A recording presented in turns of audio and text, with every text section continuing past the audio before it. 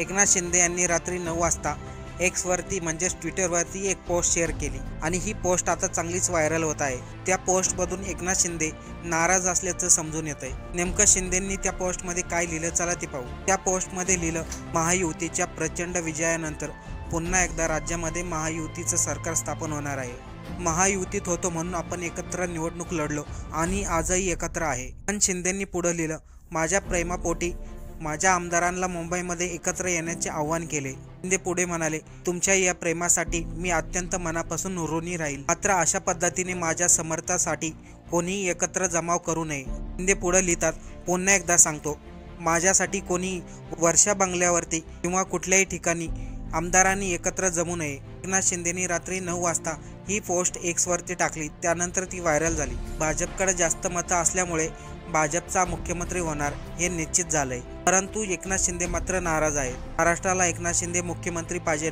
म्हणूनच महायुतीला लोकांनी मतदान केलं होतं, परंतु कदाचित भाजपने आता त्यांचाच गेम केलेला दिसतोय। एकनाथ शिंदेला मुख्यमंत्री न करता देवेंद्र फडणवीसला मुख्यमंत्री करतील। यावरती आपल्याला काय वाटतं, कमेंट करून नक्की कळवा।